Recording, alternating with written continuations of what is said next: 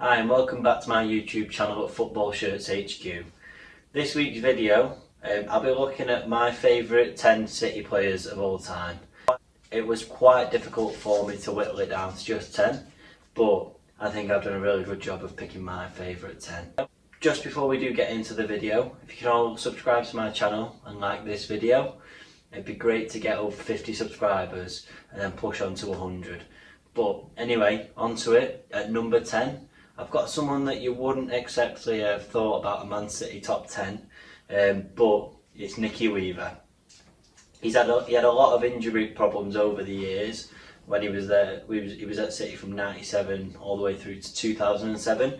I loved him growing up as a kid. I remember seeing the video of him running around at Wembley after he'd saved the penalty over and over and over again. It's a great memory for any City fan, and also he was a great servant to the club and someone I admired a lot.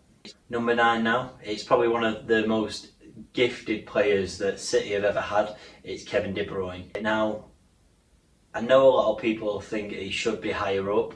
Obviously, this could change as he is still playing, but to think that Paul Merson said that we'd overspent on him and he wouldn't do anything for us to make us a better team, I think that he's eating his words, and seeing that video over and over again, it just makes me laugh. I mean, like I said, he's been a phenomenal signing, and he is probably one of the best midfielders in the world. Number 8 now, it's their powerhouse, it's Yaya Toure. What a legend he is at the club. To think that when we signed him, I didn't really think that he'd add much to it. I thought he was quite a defensive midfielder for some reason when we signed him from Barcelona. But to do what he went on to do, and the goal that he scored in the final of the FA Cup, and also the goal that he scored against Man United in the semi, and also the things he went on to do in 2013, 2014, he was just an unbelievable midfielder. The big runs that he'd make through the middle, it was just unbelievable. I couldn't even think that anyone would be able to get close to him in his prime. Number 7 now, and it's Richard Dunne. Now, he was one of the best captains that we've had. He was ever consistent, even if he did score a few own goals and he had a few red cards. But he won Player of the Season 4 years in a row, which is unheard of from most teams.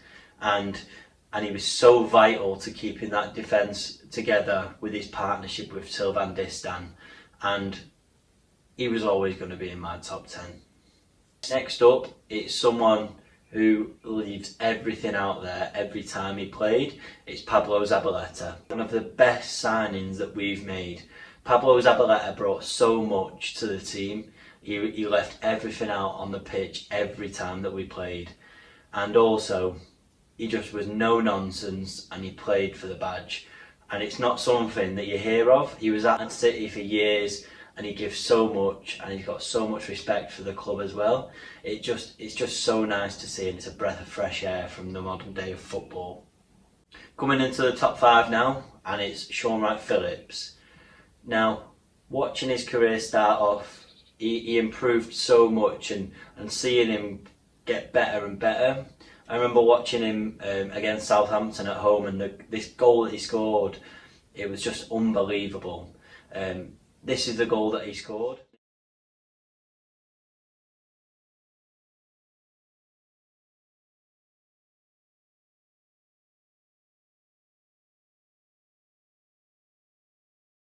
Now, it's an absolute beauty of a strike, but also what he gave to the team was just something extra which we didn't have at the time, and obviously that's why he got sold to Chelsea for so much.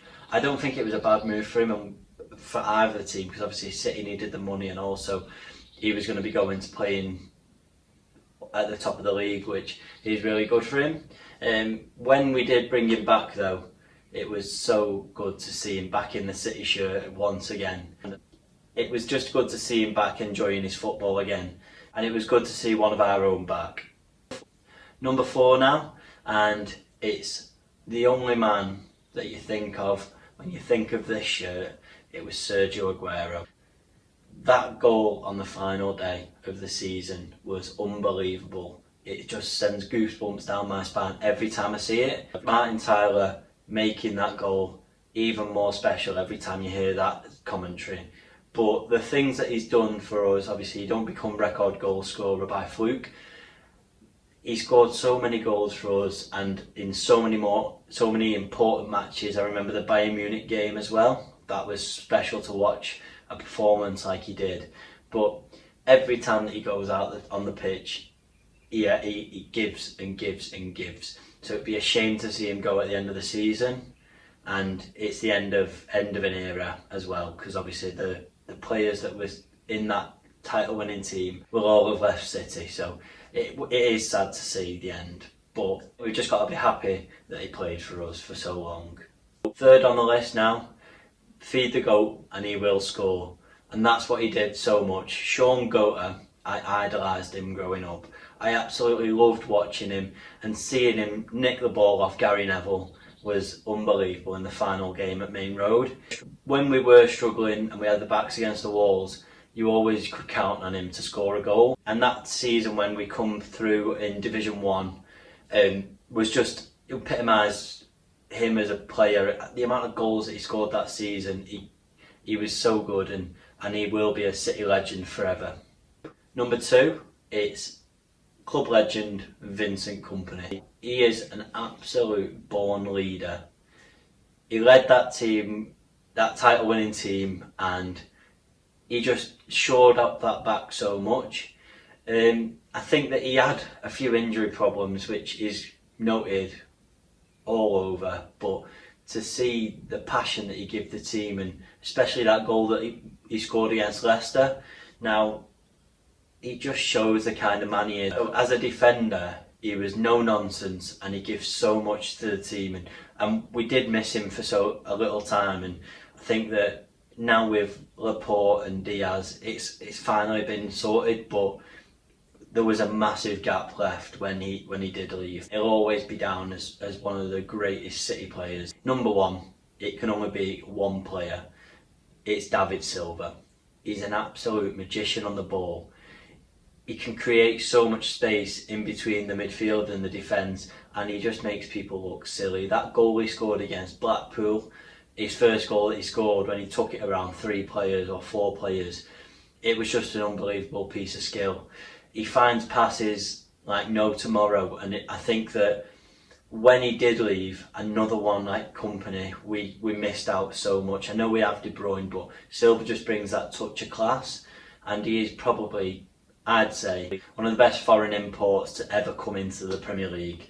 And I don't even care if anybody can argue that in the comments. Now that's my list. There's just one notable mention that I'd like to put in there, and that's Fernandinho. He's really just missed out on this top 10, but as City fans all know, he's an absolute legend. But if you want to let me know what you think about the selection I have put in my top 10, just drop it in the comment section below. I am going to be doing 10 worst City players, so if anybody has any ideas, or anybody they think is one of the worst players that's to ever play for City, drop that in the comments as well below. But I appreciate everyone that watches this. Like I said, if you can all subscribe to the channel, and let's get them subscribers up as much as we can. And thanks very much, and I'll see you next week. Thank you very much. Bye.